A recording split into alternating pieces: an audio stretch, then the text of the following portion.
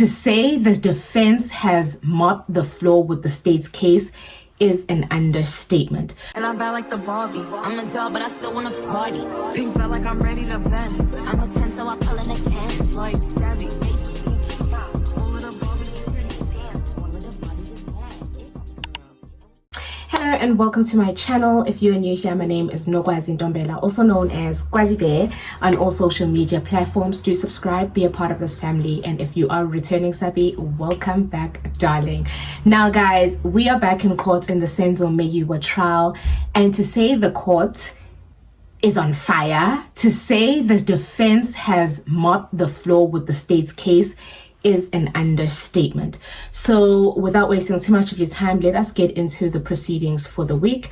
Before we get into that, guys, please do like this video, do share so that it reaches a greater audience, and also do super thanks if you can on the button down below. So as we all know, we wrapped up with the case still with Pinky Vaithalingham on the stand before the 3-week recess that we have just returned from, and with the return of the court proceedings, we were expecting Pinky Vaithalingham to continue with her evidence, but we were really at the tail end of her evidence. So on Monday, the 22nd of July, indeed, the state did conclude with leading Pinky's evidence with regards to the cell phone data.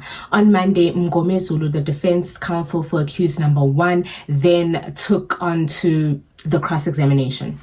Now, from the get-go, Mngomezulu lets Pinky read a statement, which is by a Captain Mthethwa, who was the person who had requested the Section 205s to Vodacom. And in the statement, we now find out that the 8 numbers that were requested Section 205s for included the people that were in the house. So 2 of the numbers for Kelly Khumalo, 1 for Senzo Meyiwa, 1 for Longwetwala, 1 for Tumelo Madlala, the other for Makhumalo, which is Kelly's mom, the other for Zandi Khumalo, and also included in that was a Section 205 that was requested for Umandisa Mkhize, who was Senzo Meyiwa's wife at the time. Now, the first bomb that was dropped by Mngomezulu is the fact that he let Pinky know that in the court there has been a confession that says that a call was made to accused number 3 allegedly by Kelly Khumalo on the day of the incident. So Mngomezulu wants to go into basically the cell phone records of Kelly Khumalo to see if there was such a call that was made from Kelly Khumalo's number to the number that is associated with accused number 3.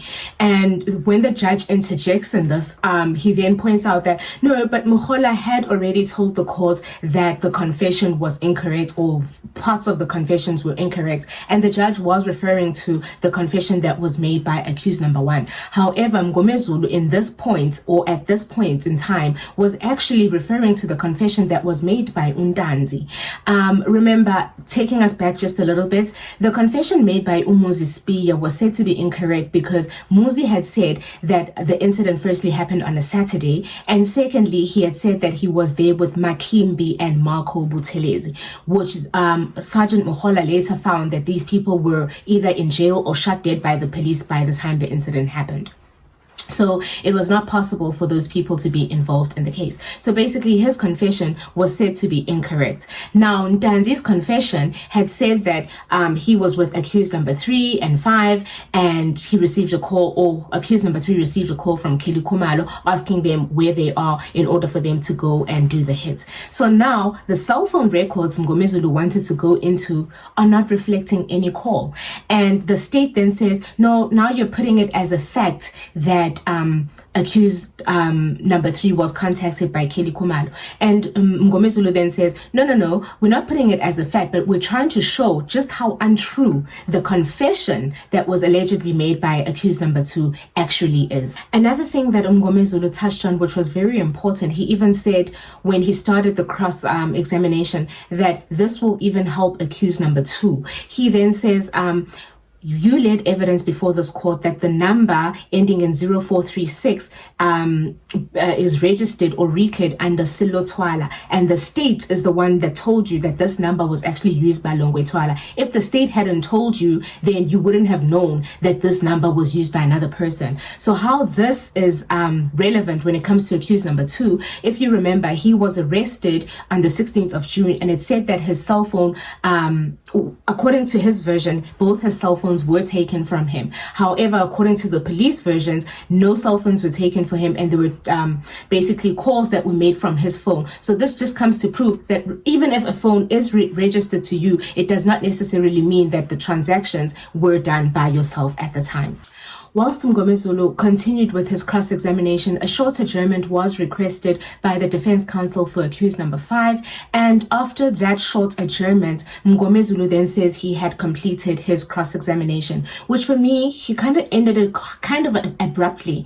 We were still expecting him to continue, but just from what I can make of it, the defense counsels for accused 3 and 5 probably said, you know, your client isn't involved in this, so let us handle those communications with Kelly Khumalo, or the alleged communications with Kelly Khumalo. So Mngomezulu concluded his cross-examination on Monday, and Ramusipili then went into his cross-examination. Ramusipili being the defense counsel for accused number 2. What I've picked up about Ramusipili is that he is a person who is really good with technology. He seems to know a lot about technology. So his cross-examination, when he commenced, basically touched on the procedures, the towers, and the sectors on the towers, all those sort of details. He himself also mentioned the issue with the communication between accused number 3 and Kelly Khumalo's phone, and Pinky from Vodacom did confirm that there was no communications between the two numbers that are said to be Kelly Khumalo's numbers, as well as the number that was linked to accused number 3 on the day. Very important question that Ramusipili asked on the day is, if a person is at Queenswood, would it be possible that his phone would pick up another tower? This is now based on information in 2014, based on the fact that we were in 2014. And the answer from Pinky was that no, any calls that this person makes or any calls that they receive would be at their nearest tower. So it would not jump from the tower that they were at and go to the next available tower. It will always pull from the closest tower, which now begs the question, why wasn't Danzi's phone pinging at Queenswood and then at some point pinging at Palmer Flats when he was located in one police station? Another question that Ramusipili touched on, which I felt was very, very important, but he seemed to lose his trail of thoughts during asking this question because the judge then butted in, as well as Usibanda. But the question was with regards to the Mulaleki Tower. Now, that place is, according to Stain's evidence, was a tower that is closer to the Basotho hostel.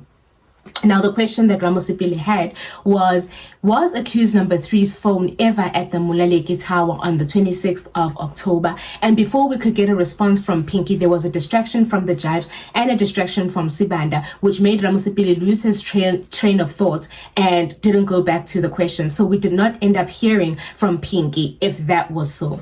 Now, Ramusipili lastly then touches on the issue of Ndanzi's phone, which was confiscated, according to his version, by the police. And it was said there was evidence that was led by hosts that said that Ndanzi was active on his phone right until the time that the phone was allegedly confiscated in February. Now, according to Pinky's data, it says that this phone was inactive from the 29th of November in 2020, which is surprising because in December somehow we do have some transactions that are happening on this phone according to Host's version. So that was one of the questions that were raised an eyebrow for me, to say, how is it that Host told us that there were transactions on Danzi's phone, and the person from Vodacom is telling us that there was no activity from the 29th of November right through to about March in 2021.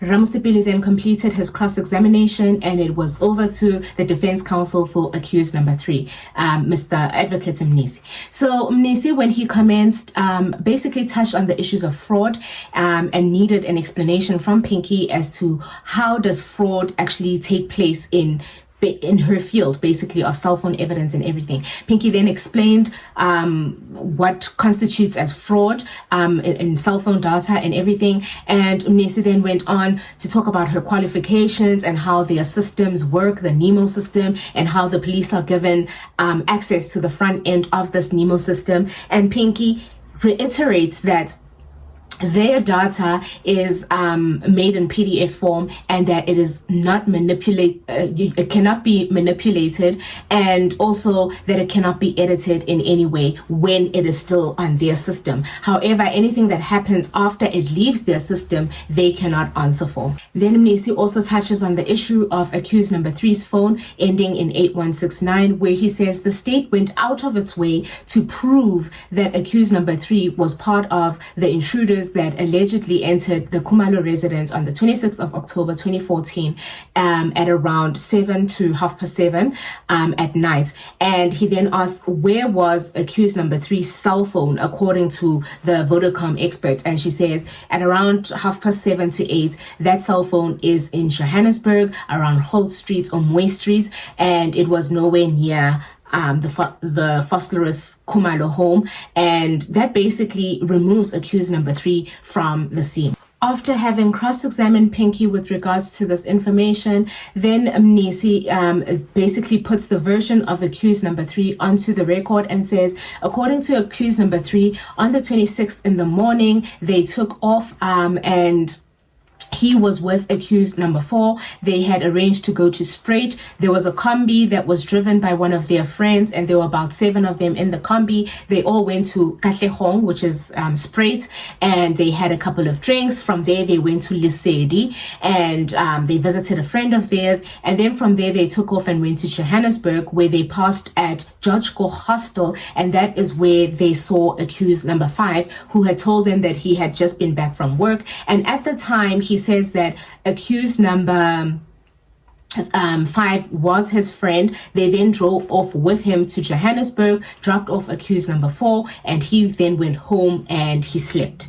That is the version of accused number 3. With the long adjournment on Tuesday, the 23rd of July, we then had Baloyi, the state prosecutor, arriving in court and letting us know that the arrangement for the ballistic experts needs to be they need to basically have a conversation about how the ballistic experts are going to meet in order for the defense's ballistic expert to do his own report on the gun and the bullets and everything. So we then put Pinky's cross-examination on hold, and the arrangement was made with Mr. Peterson, who is the ballistic expert for the defense, and it was arranged that he would start working on the bullets and the gun on Monday the 29th, and Mangena and Kininda would be present when he does all these tests. And another thing, he said that he didn't want to take the gun with him on Tuesday, and he would prefer if they brought the gun to his labs. The judge then offered that they use the state's labs instead, and Mr. Peterson insisted that he would use his own labs. And surprisingly enough, when Kininda was asked on Tuesday where the gun was, he said the gun was in a safe. However, the gun was apparently in court. Peterson was then made to put on record what items were in the bag, and he says it is a gun. It's a 9mm gun, as well as some bullets, and then there's like the test bullets from Rulofsa. There's 2 of those, and the test cartridge, and also the 8 from Mangena as well. So the proceedings on Tuesday ended with that expert having to talk to Mnisi with regards to what will happen on Monday. We should expect a report from him maybe early September. So that is when we will be able to continue with the cross-examination of the ballistic expert. On Wednesday, the 24th of July, Mnisi continued with his cross-examination. And when I say the state's case collapsed on Wednesday, please believe me, because Mnisi then goes on to 2 exhibits that were before the court. It's exhibit J1, which is Pinky's affidavit, as well as exhibit 02, which was Colonel Stain's affidavits. Now, when he goes through these documents, there's a realization that there is certain numbers that are not the same. So let's get into those details. Firstly, when Steyn gave his evidence, there are two calls in particular that he spoke about on the 2nd of August in 2014, as well as the 15th of October in 2014, when he says accused number 5 was in contact with Kelly Khumalo. Now, the surprising thing about this information is that on Pinky's information, it says that the number that actually contacted Kelly Khumalo on the 2nd of August is completely different to the number that is reflecting on Colonel Steyn's testimony or statement. As well as on the 15th of October, the number is completely different. In fact, the number that is said to have called Kelly, according to Pinky's information, is actually Senzo Meyiwa's phone. Now, Mnisi then asked, how is it possible that Steyn's information is saying this accused number 5 called, and your information is saying these are the two numbers that actually called? And she says she cannot answer for that, but what she does know is that the version of Steyn's evidence is on an Excel form, and Excel can be edited. However, their form is in PDF form, which she knows for certain that it cannot be edited. Mnisi then puts it blankly to Pinky that that's because the data was manipulated. It was manipulated so that it can be said that accused number 5 had communication with Kelly Khumalo, so that it suits the state's narrative to say that it was a hit indeed that was made on Senzo Meyiwa's life, which is incorrect, which is false, which is fraudulent. He even goes as far as saying the accused has instructed him that he wants to lay a charge of fraud because this information is incorrect. The information was misrepresented in court, and he now wants to lay charges against maybe the state, maybe Steyn, because he's the one that led the evidence, which is going to be hectic. He even went as far as saying Pinky should make herself available because they will be calling her back. After the realization that the two exhibits are not the same, and also that the evidence of Pinky is not matching with the evidence of Gauls, Mnisi then completed his cross-examination, and it was said that Mshololo would continue with cross-examination on Thursday, the 25th of July. On Thursday, the 25th of July, we came to court and expected Mshololo to come with her cross-examination. However, she was unavailable, and we were notified that she actually had a case in KZN that she needed to attend to. So the court was postponed to today, which is Friday, the 26th of July. Now, the one thing that Mshololo pressed on is also the issue of the documents that are not the same. One is in PDF, one is in Excel, one is saying this number, one is saying that number. And she really pressed. When I said she mopped the floor with that cross-examination, she really did, because she then made Pinky say it onto the record that this information is not the same, this information is not accurate according to Vodacom's system, and also to say that she was approached by the state or by the advocates, as she says, and they realized that the information does not correlate. So now it was up to her to go and check from her data why it does not correlate. And Mshololo then asked her, when was this information made available to the state? Because now Mshololo is trying to point out that the state had already realized or noticed that the information that Steyn had given evidence about did not match Vodacom's information. They went back to Vodacom to try and correct it, and Pinky had to now come to court, and the information is not the same.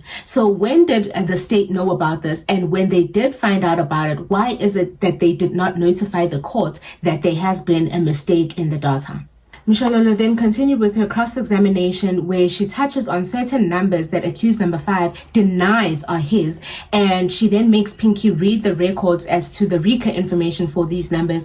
And indeed, according to the RICA information, none of the numbers that are said to belong to accused number 5 are picked up on the Vodacom system as numbers that were RICA'd under him. But even more important is that there are two numbers that when they read them out to Vodacom, Vodacom says they don't have have data for that cell phone. So how is it possible that Stain was able to come to the court and tell us that this number belongs to Mtuli because of information they got from Vodacom, when Vodacom comes back and says we don't have any activity on this number? That is a question that I still need answered.